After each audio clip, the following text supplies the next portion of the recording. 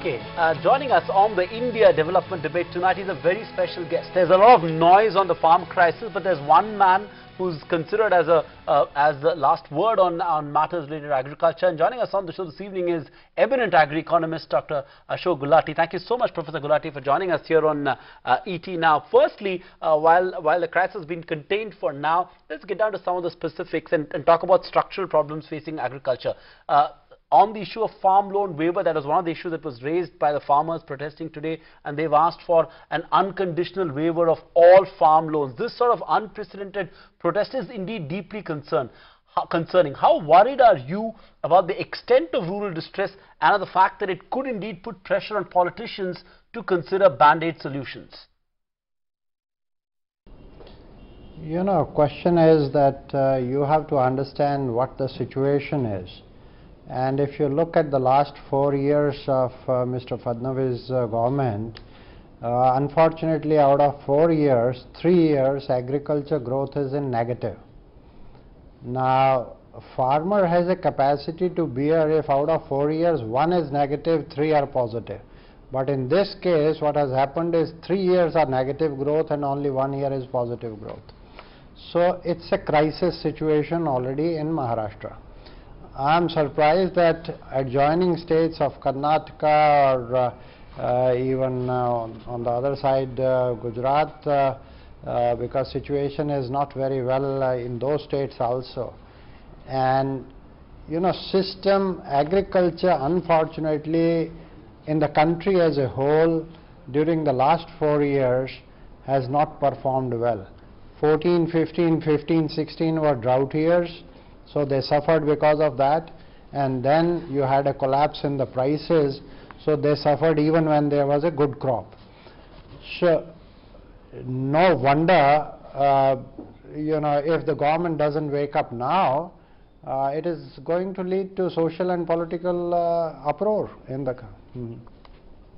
Yeah, and if that protest is anything to go by, these are not really good signs as far as the societal fabric is concerned. But Professor Gulati, you know, we at ET Now believe in fiscal prudence, we believe in credit discipline, and yet this band-aid solution keeps coming to the fore. I know you're also not a big believer in farm loan waiver, but at any stage, and you know, the government has kind of conceded to this demand, it will perhaps be rolled out, but are we also at the same time being unfair to farmers by giving no credence to the demand of farm loan waivers and of all the reasons that you spoke about how crops have failed and MSP revision either?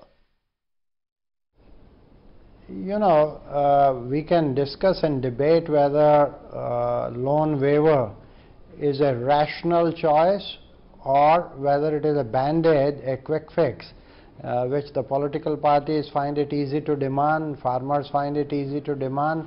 But will it solve the problems? It is not going to solve the problems. It is going to only postpone the crisis by another year or a little bit more, depending upon the scale of loan waiver. Now, 2008-9, you remember, that was the biggest loan waiver in history till that time when the Congress had announced. But in the UP elections, the Prime Minister himself announced before the election results were out that if you vote for BJP in the very first meeting of the UP cabinet, we will announce loan waiver. And other states and farmers have been watching. So if UP gets a loan waiver where the situation is not as bad of the farmers as in Maharashtra or Karnataka, so there is, I am not at all surprised that this loan waiver demand will spread to other states, and by 2019 Lok Sabha elections you will find at least 10-15 states announcing loan waivers. That's a worrying sign indeed. But Professor Gulati, you've maintained that the cost plus MSP model that has been proposed in this budget as well, that's a sort of political hot potato in some sense, is effectively a dole and will do little to address the concerns of farmers. That's again a proposal that's been taken up by the protesting farmers as well. They want the Swaminathan committee recommendations to be implemented. Why do you believe it's going to do little to address the problems of farmers in the country? You know, first we should understand what the farmers are demanding. They are demanding the Swaminathan formula of 50% above cost. The idea when that was debated and discussed was cost C2, which is the cost of production. Now what the budget has announced, the last budget of the union government, they said cost plus 50%, but that cost is A2FL, which they did not specify in the budget, but later on in the discussions in the parliament they agreed that it is not C2, it is A2 plus FL, which is about 38% less than C2 cost. So first you reduce the cost by 38% and then you say you will give 50% above that. So it's a marginal increase that would be. But there are certain crops in which they will have to increase even on A2FL basis, almost 40 to 44% increase in jawar prices, for example, in Maharashtra. So if that is done, whole of Maharashtra should be growing only jawar if prices MSP is raised by 40% or 45%. Now my only point of difference with that was that no pricing, which is just cost plus pricing without looking at the demand side of it, is going to be a sustainable solution. Because if supposing you increase the price of jawar by 40%, everybody starts producing jawar, but there is not enough demand in the system. So who will accumulate those stocks? Then you will start giving price deficiency payments. So pricing actually is an intersection of demand and supply, and whatever support price you want to give has to be a little below the equilibrium price. Otherwise you are going to create major distortions in the system, and that's what I am worried about. No, I understand how worried and concerned you may be with those distortions in the system, but can the government afford to dump the consumer bias in pricing of farm produce? I think that's the first step. If the government wants to move in the direction where they are talking of doubling of farm income, farmers' incomes and so on and so forth, the first thing is get away from the previous consumer bias. Where is the maximum resource that is going? It is in food subsidy. You want to sell wheat and rice at 2 rupees a kg to 67% of population, then look at the consequences of that. 170,000 crores in this budget is going for that. How much are you investing in irrigation or in roads or in agriculture research and development? Peanuts compared to this. This reflects then export bans, stocking limit bans, so on and so forth. So first is Essential Commodities Act should be shown the door, enough of it. I think invite everybody to stock and invite everybody to process.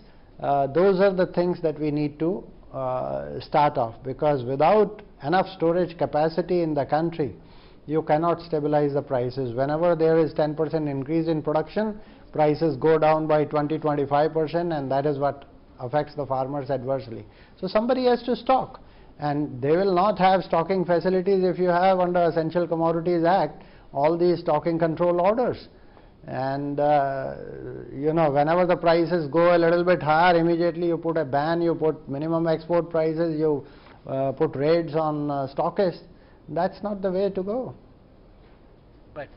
Professor Gulati, you know, you've also made a case for the government to sort of do away with the subsidy model, you know, subsidizing agriculture so much, and instead shift to an investment model. Now, you know, to double farm income, which is a stated objective of the Prime Minister, agriculture sector needs investments to the tune of over 6 lakh crore rupees. Where is that money really going to come from? Actually, the largest investment in agriculture takes place from the farmers' accounts, and that is in irrigation and farm machinery, groundwater irrigation particularly. But farmers cannot do canal irrigation, farmers cannot have their own investment in roads. Those things are the public sector investments, and that's where government needs to rationalize the regime of subsidies. We are giving 70,000 crores for fertilizer subsidy. Urea is highly subsidized, whereas P and K are not. As a result, the NPK ratio is quite adverse in the country, not giving full benefit of that subsidy. And those who want to do organic farming and or farm manure or vermiculture and all that, they don't get much. So why don't you give money directly to the farmer's account on per hectare basis and ask them to choose whatever the way they want to go ahead and free up the market for urea and other fertilizers. So the market, getting the market right, first on the output side, that is by rationalizing and no controls and allowing the private sector to operate freely, and secondly getting the markets right for input prices. The support that should be given to the farmers should be given directly in their accounts as income support, and let them then choose, make the rational choices facing the market prices. But talking about market prices, Professor Gulati, why has ENAM not taken off? It was meant to link the farmer to the market, and really that was the idea of cutting the middlemen and benefiting the farmer. Why has that not really taken off? You know, the concept of creating an all India market is a commendable vision. This has been tried for the last 15-20 years, even from 2003, the model APMC Act and all that. But the situation, by installing just a software there, you can create a national market. That's not going to happen, because the basics are not in place. Grading, sorting, packaging, and if I am sitting in Delhi and I want to order mangoes from Gujarat, but the first layer is good, the second layer is all trash, when I receive the parcel and I find this is not what I was shown, who is going to settle the dispute? So the dispute settlement mechanism, why do you rely on Amazon? Because every specification is given, and if you don't like, you can return it without any question. That is where the confidence building takes place. So electronic trade will take place only when there is confidence of what is the quality of the produce, and in case of dispute, who is going to settle the dispute? So at present, what the government is showing in many states, Haryana was a classic example, all the FCI procurement was shown as ENAM market.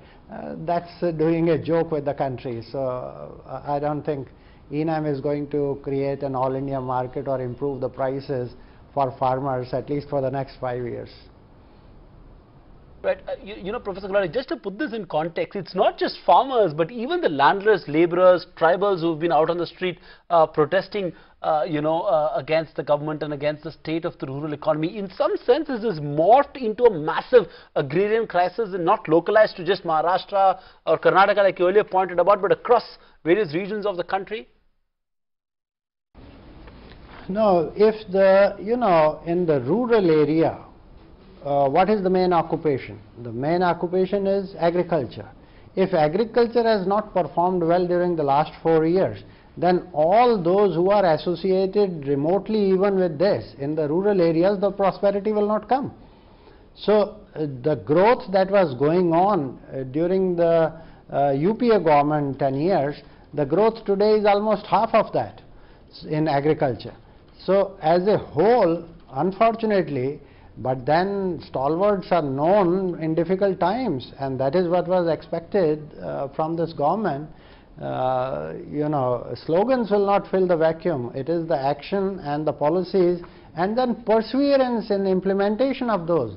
They took some very great decisions on crop insurance, on raising irrigation investment. Long-term irrigation fund was created, 40,000 crores, and crop insurance. But you look at the implementation side, I will not give even 33 marks out of 100 on the implementation. It has been extremely, extremely weak. So you need champions to properly implement it, and they are missing. Professor Gulati, what do you think really the problem is? At the heart of this entire issue, what is the problem in New Delhi, you believe? Is it a lack of acknowledgement of the magnitude of the agrarian crisis or of the problem? Are they short of ideas? Or are they perhaps lacking political will? What would you put your finger on? I think this new government started off with a high-powered committee on reforming the food grain management system. So they realized that they need to put many of these things on track. The report was submitted in January 2015. What has been the action on it? Hardly. So if you do not act, and action and implementation takes time to give you results. I think that period is gone. If you are still thinking, what were you doing for the last 4 years? By now the results should have been coming, and they have not come, and no wonder all this crisis has spread. And I think within the government also 80% of the policy makers or 80% of the parliamentarians do realize that there is a crisis. But the ruling party will not admit it openly because they feel this is sort of reflecting their own failures.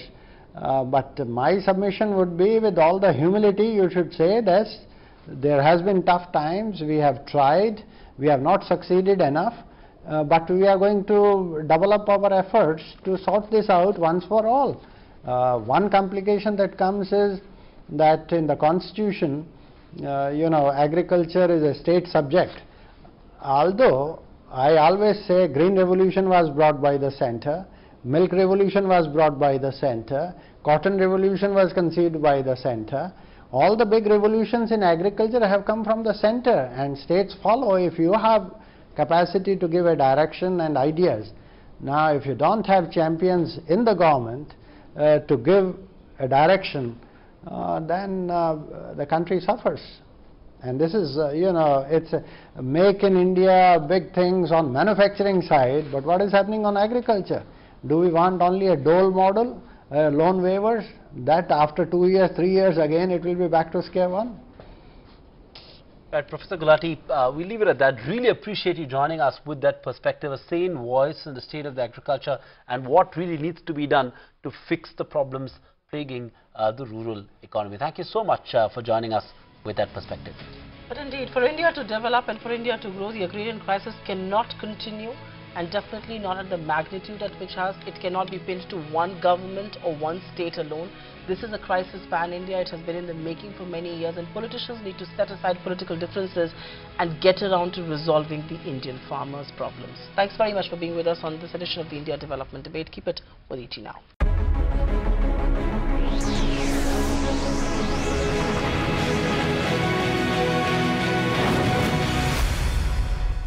Good evening, you're with ET Now. This is the India Development Debate. I'm Sandeep Gurmurthy, and with me is my colleague Supriya Shrinath, and let's take it straight to the big debate tonight. The farm fury is spreading like a wildfire. The country's financial capital, Mumbai, witnessed its biggest ever protest by farmers who pushed to the wall thanks to mounting debt, poor crop, and of course an indifferent government.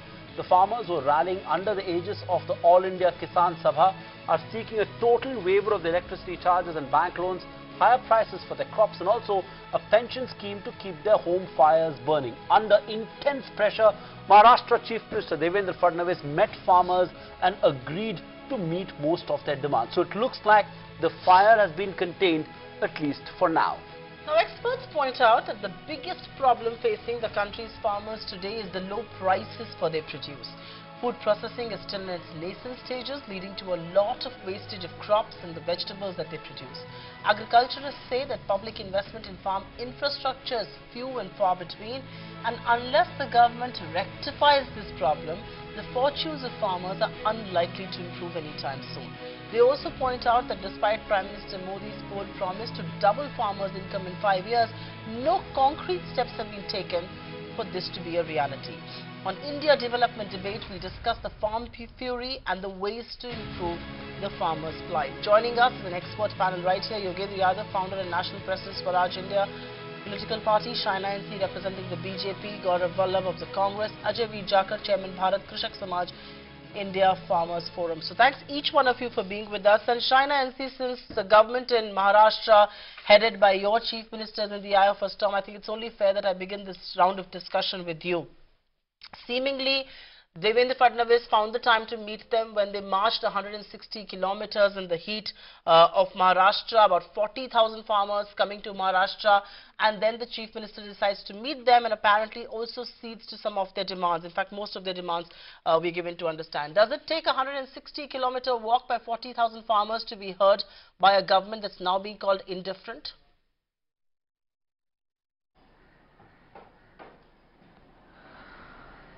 So Priya, at the outset, let me please say that this is a very sensitive issue and the government of the day is giving absolute unconditional support with sensitivity both. Now look at what we inherited. We inherited a government that was devoid of funds, 70,000 crores irrigation scam and not even 1% of the land irrigated.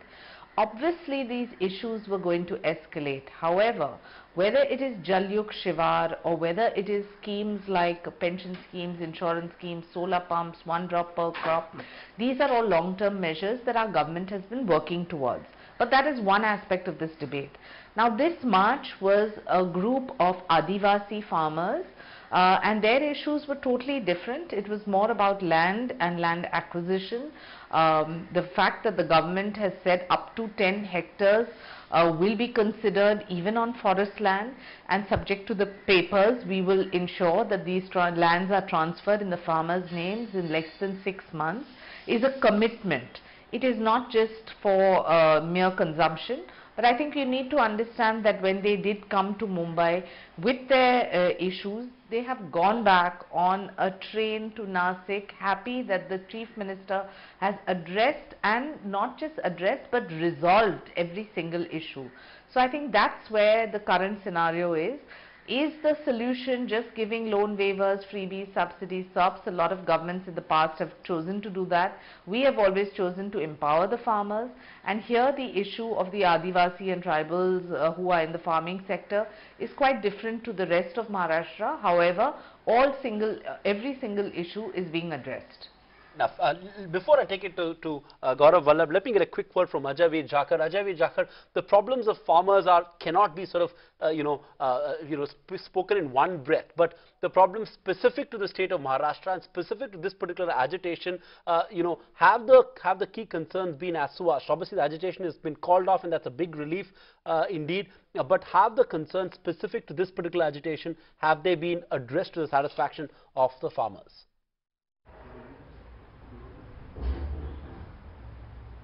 See, first of all, we must understand that the genesis of this agitation lies in last year's agitation that took place in Maharashtra. And the last year's agitation had no involvement of political leaders. It was a farmer-led agitation which started all over Maharashtra. The government gave promises, just as they're giving assurances today of farm loan waiver. Nothing has materialized. And the agitation and the crisis specifically to Maharashtra has many reasons leading to this crisis. Obviously, as it was mentioned by the BJP spokesperson, that the situation inherited by Mr. Fadnavis was not good enough. But that excuse is also not good enough. After being so many years in power, we were hit by Notbandi, by demonetization, we were hit by cow slaughter ban, which led to fall in prices of cows by 50%, destroying the cash flow of every farmer in the state. Milk has been selling at 1/3 the price of every other state in Maharashtra. It's selling at a lesser cost. And you had issues of farmer rights, and with the Environment Ministry at the central government diluting powers of tribals, allowing use of their lands for other purposes without their permission and consent. This all leads to a pent-up frustration. The pent-up frustration, it's just not the crisis which has led to this agitation. See, the last year's agitation was a precursor not only to this, it was followed by a violent agitation in Mandsaur where police fired upon farmers in Madhya Pradesh. Then there was an agitation in Sikar in Rajasthan. So in all BJP ruled states, farmers are upset at how they're being treated by the respective state governments and by the central government. And the agitation is not only because they are upset at the crisis that they are in because of low yields and low prices, they're also upset because of broken promises. Yes. Sure. And promises that were given, based on those promises, people voted for BJP. Just let me finish. So people voted for BJP about Swaminathan committee report promises, 15 lakh rupee promises, jobs promises, Achhe Din promises, they're all vanished into thin air. Right. Mr. Jakar, just hold your thought there. I think you've set the context as far as the disappointment of the farmer community is concerned. But Yogendra Yadav, I'll come to you. And like Mr. Jakar was pointing out there, the genesis of today's protest actually goes back all the way to last year. Similar promises were made, promises that perhaps were not kept. Today also the Chief Minister has promised to look into the demands and has promised to concede to some of them.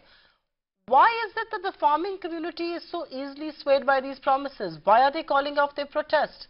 I mean, they've marched for 160 kilometers, and once again, these promises are being made just like they were made last year.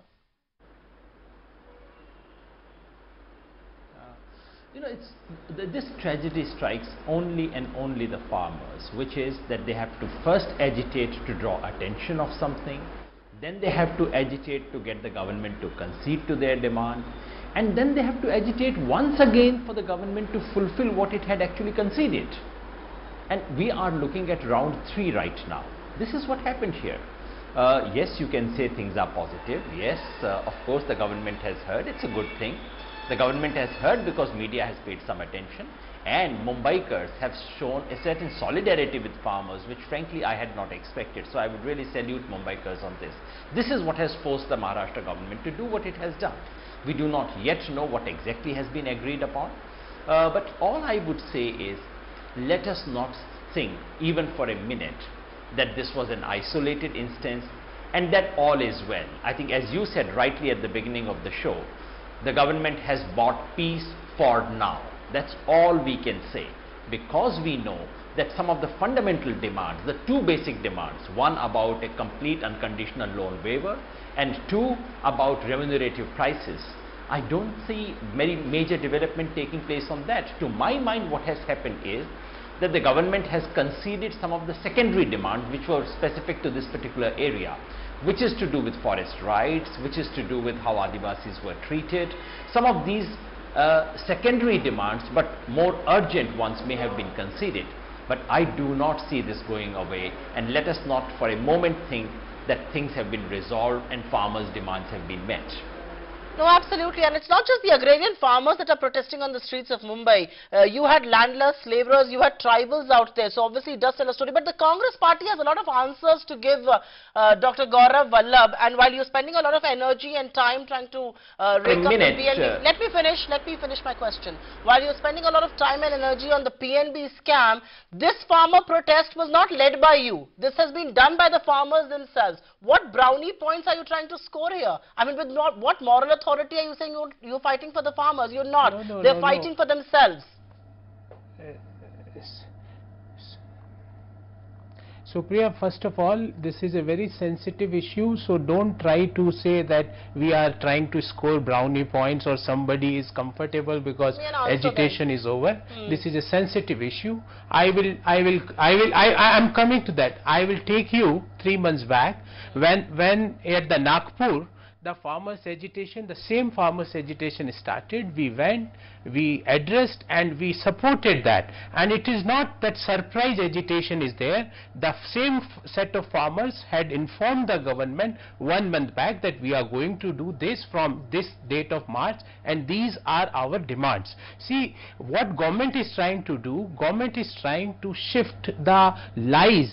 They are spreading the lies, like my spokesperson from BJP is saying we are not giving loan waiver. The Maharashtra government is having a 30,000 loan waiver scheme, which is slightly less than the Nirav Modi's scam. So first thing, she should revise this point. Second thing, see, from day one we are saying that Swaminathan committee reports, which is in true form, it should be applied. But they are applying Jumlanathan committee reports, and they are spreading so much confusion regarding cost in the market, that whether A2, C2, A2 plus FL. So we want to convey that it should be the C2, which includes all costs. And for your information and for the information of all the viewers, right now there is no MSP in no state. They are having the MSP as per this formula. And finance minister, while speaking on the budget, is saying that we started this from the Rabi crop, which is a utter lie. There is nothing like this. In fact, in some crops the MSP is less than cost. So first thing is that. Gaurav, let me interrupt you. Gaurav, let me interrupt you, please. Just 10 seconds. Okay. And second thing which I am saying, that first time the import of the agricultural products are increasing because custom duties are reduced from 25% to 0, and exports are consistently reduced and imports are increased. So what government is trying to do, they want that the mediators, the brokers should earn the big amount of money, and this is a pure conspiracy that the big grain importers should earn money and the poor farmers, just to share their voice, has to come 180 kilometers with 50,000. Gaurav Vallabh, I'm also sensitive to the fact that the Congress party is in opposition in both the centre and the state, so it's very easy for you to make these sermons. If only the Congress party had taken structural reforms, so the many years and decades that was in power, probably the farmers would not have been protesting today. But you know, the idea is not to politicize this debate, China. And see, one point raised by Yogendra Yadav, and that's a concern, is that, you know, your last farm loan waiver commitment, which is of the 32,000 crores, there have been serious issues raised on the implementation of that and whether it indeed covers almost over 70% of the marginal farmers who've been badly hit by the structural issues in the state of Maharashtra. So, what is the commitment? What is the specific commitment made with regards to farm loan waiver? Because we all understand that the financial condition of the state of Maharashtra is precarious. I mean, the state is neck deep in debt, and there is a so I'm trying to understand where is this money going to come from, and what is the specific recommendation made? Hello.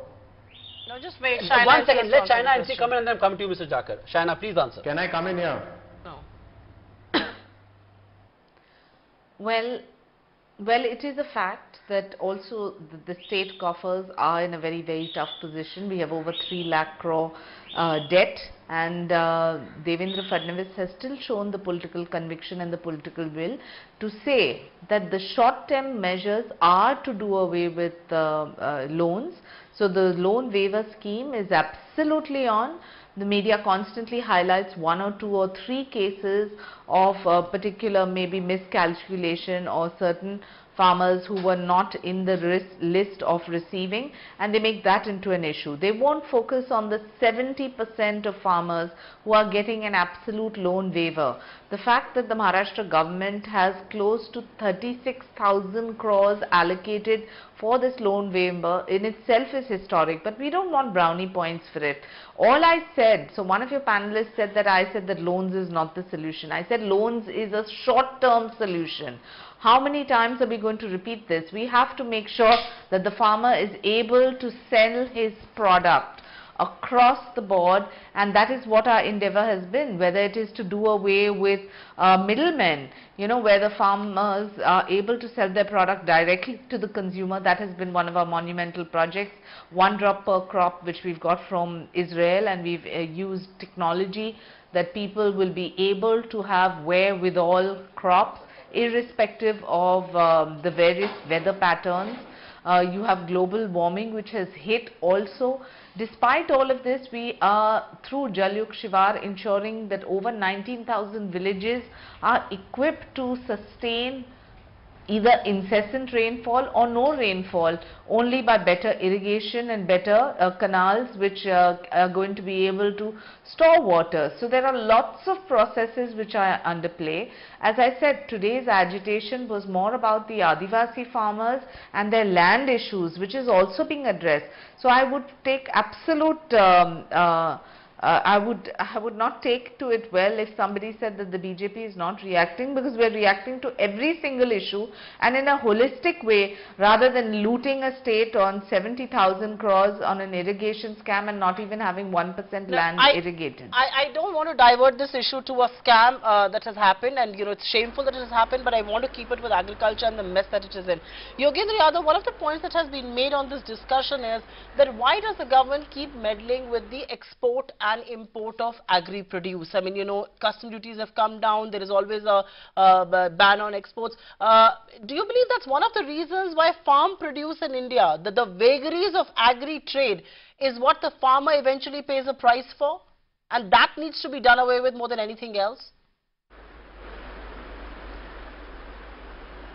One small point before that, I would like to thank China NC for using the expression Adivasi farmers. That's actually a very correct expression. And I would like her to go and teach her Chief Minister also, because Mr. Devendra Fadnavis today said, technically Adivasis are not farmers. He is absolutely wrong, because the country's farmers policy explicitly says farmers shall include tribal families, including those involved in shifting cultivation and those involved in collect, use, sale of minor and non-timber forest produce. So thank you, China. Please teach your Chief Minister what you said here on the show. Second, on export, you're absolutely right. You know, while we keep debating what the MSP should be, the simple fact is that what the MSP that is being declared is not being implemented. And one of the simple reasons for that is import-export policy. Look at chana, Bengal gram. The government has declared minimum support price to be 4,400 rupees. This was a bumper year for chana. The acreage increased, the production is good, and the expectation is that the overall production will cross 100 lakh ton. That's the expectation. So it's a bumper year for chana. And what's the end product? The end product is that farmers right now, because the crop has started coming in Karnataka and Maharashtra, farmers are getting anything between 3,600 and 3,800, while the minimum support price is 4,400. And the reason? The reason is that the government had imported from April to November of 2017, India imported 7.4 lakh ton of chana. This in a bumper year, compared to only 2.4 lakh ton in the previous year. So this export-import policy is what hurts the farmers most. When they have a good crop, there is import, and whenever things change even slightly, there are export bans introduced, minimum export price is introduced. Of course, this is hurting the Indian farmers. So the entire import-export policy is not working to the advantage of Indian farmers. Fair enough. The point that you sort of briefly touched upon is on MSP, and I want to hear Ajay Jakar's view on that, because you have eminent agri-economists like Ashok Gulati or essentially saying that the government's announcement in the budget as well, even though they're not going with the C2 formula, is nothing but a dole and will do no good to the farmers. Ajay Jakar, why do you believe that we need to go back to the Swaminathan Committee formula on MSP implementation, which has been the demand of these farmers as well? I don't know on what basis the Maharashtra government has committed to it, even though the central government wants to go with the A2 plus FL formula.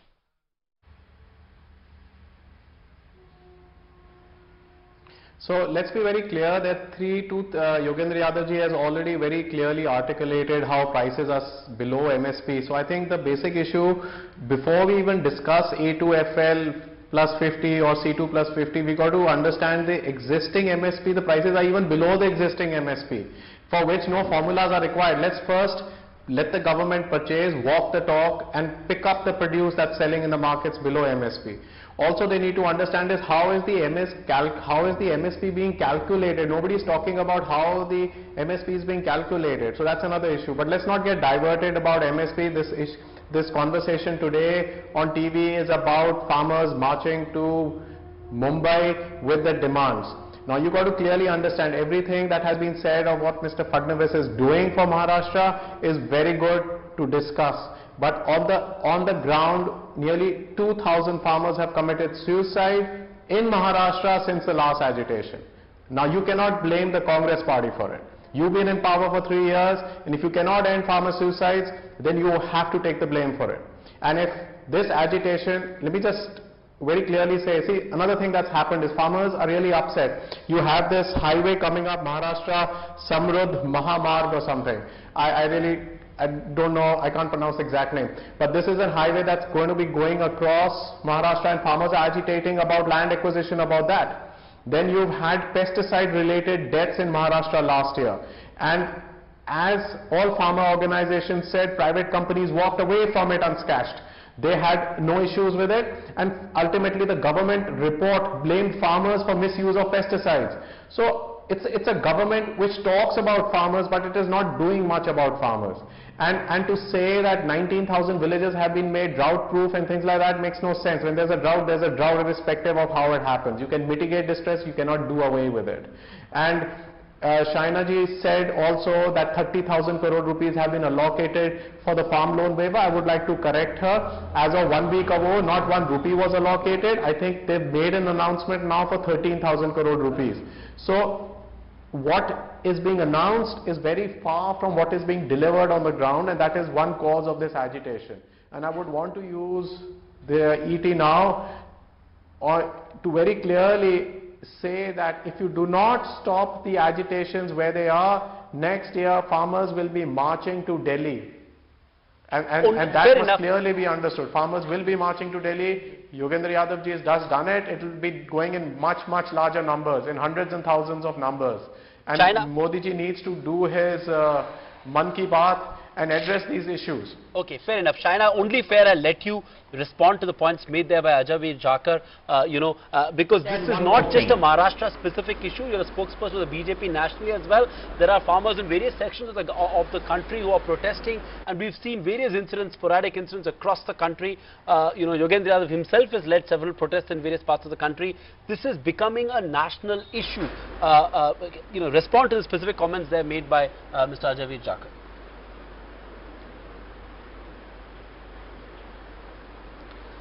Firstly, as I said in the beginning, this is a sensitive issue, but it is being dealt with severity and with absolute sentiment and commitment that we will do no wrong to the farmers.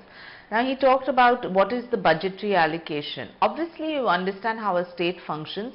It's not like you say that I want to provide 36,000 crores and it happens overnight. There is a due process. The identification of who are these farmers whose loans are to be waived off is in the public domain. Never has the system been more transparent than what it is. And yes, it does take time to process, but that does not mean that the government is not firm on commitment.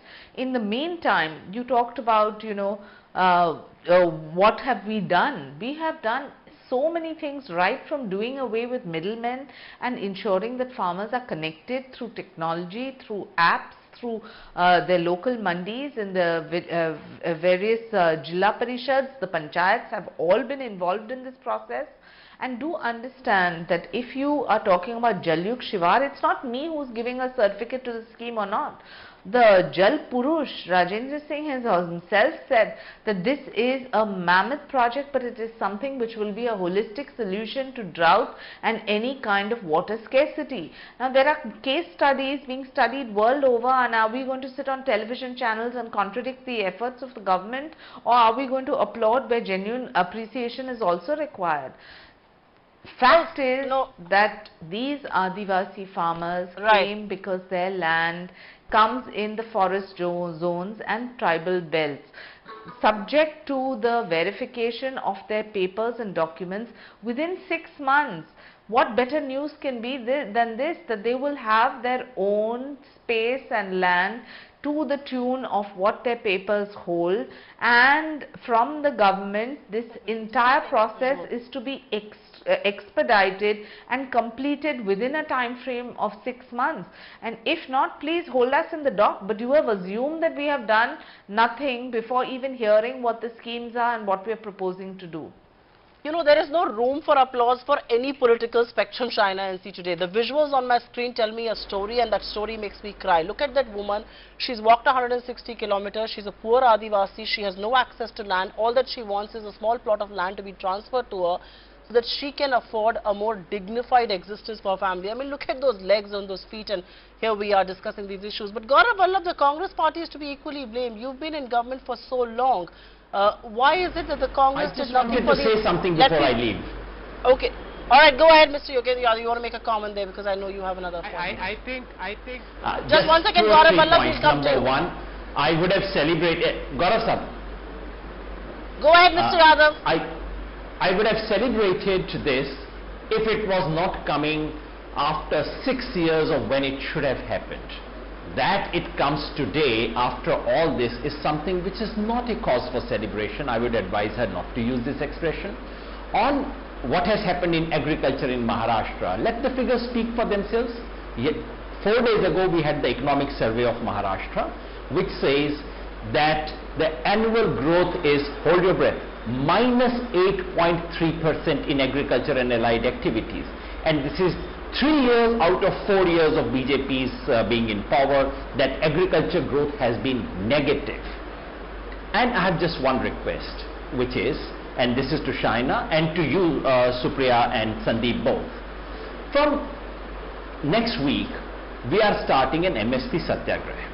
We are going to Mandi after Mandi. And just to ascertain what Ajay Jakar said, forget the debates on C2, A2, FL, forget all that. is the farmer getting what the BJP says it is getting? The MSP that has actually been announced. Why don't we all join, go to Mandi and discover what the real price is? Maybe we can have another debate after that. Indeed, we can have another debate after that. Yogendra, thanks for joining. Let me get quick closing comments from the rest of the panelists. Gaurav Vallabh, Supriya was asking you the specific question on the fact that, whatever the Congress party might say, the fact of the matter is that today here is a government, and I agree, while it's no cause for celebration, it has acted less than 24 hours after the protest escalated. I mean, it was not sort of trying to hold a high ground in that sense, saw the protests, intervened, and now the farmers are on their way back, right? Many of these issues, specific to the problems raised by the tribals, could have been addressed by the Congress party for years when Ashok Chavan and Prithviraj Chavan were the chief ministers of Maharashtra. See, Sandeep, I'm going to talk with data. If those things are not up to mark, then why suddenly the suicides had increased by 42%? 42% suicide rates are increased across the country, and in Maharashtra it is more than 42%. First thing. Second thing, Shaina was telling us about more crop per drop or soil health card. If these schemes are very successful, why the agriculture growth is less than 2% in the country? And government talks about doubling the farmers' income. At this rate, we will be able to double only in 2054. So are we going to wait till that time? And the third point which I would like to raise is that, see, government is not trying to see the entire thing from the macro perspective. They are just going to provide the band-aid solutions. See, farmers, we are having the small and marginal farmers, they have to be treated separately. How to get the MSP to their doors, we have to think about that. For the bigger ones, MSP has to be redesigned and it has to be justified. Please don't spread lies, don't give jumlas what government is giving continuously to everyone, including farmers. Okay. And the third point, that don't focus farming activity on generating money for the bicholias.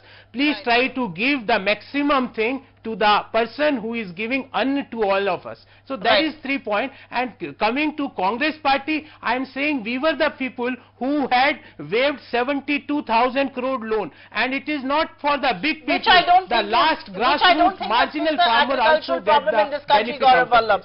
That's exactly what I'm saying, that 72,000 crore loan waiver doesn't seem to have fixed the agrarian crisis in the country.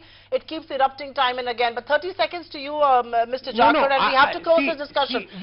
Mr. Vallabh, I am going to Mr. Jakhar right now. Ashok Gulati, one of the very respected names in agriculture, says and makes a case for reducing agri subsidy and increasing agri investment. Can there be consensus on this? Mr. Jakhar? I think there can be no consensus on this. I don't think so. There can be a consensus on this. You cannot increase productivity at the cost of farmer support. You can increase investment in agriculture, infrastructure and other investments at the cost of money. See, money is not finite. Like the government is not short of resources. For example, when you look at the 7th Pay Commission, just the annual increase for all the plutocrats and bureaucrats is 1 lakh crore rupees. So if you really want to look for money, why did you give them a 7th Pay Commission hike? You didn't have to give that to them. So you didn't have to spend 1 lakh of crores, I don't know how much, on making a train go from Ahmedabad to Mumbai. I think so the priorities of this government are all wrong. Until and unless farmers make policy, government listens to farmers, all the good intentions of the government are not going to translate into ground realities. And in 2019 or 2018, if the elections get preponed, whenever elections take place, I think so farmers are going to give a good reply to this government. So the government has a few months to react and change the situation, but I don't think so it's going to change, because the government is not ready to listen, it is only ready to speak to us. And there's a big difference in that. Like it was said on this channel that the farmers gave a 1-month warning to the government. They could have talked to the farmers before they started marching. Right, fair enough. That's a fair point. But if today's developments are anything to go by, there is some hope in store indeed, and hopefully farmers will get a voice and their issues will get addressed. Of course, we will look for more sustainable solutions and not necessarily band-aid solutions. Completely timed out 10. Ajay Jakar, Shana, NC, Gaurav Vallabh, thank you, and Yugendra, thank you for taking time out and joining us on this leg of the India development debate.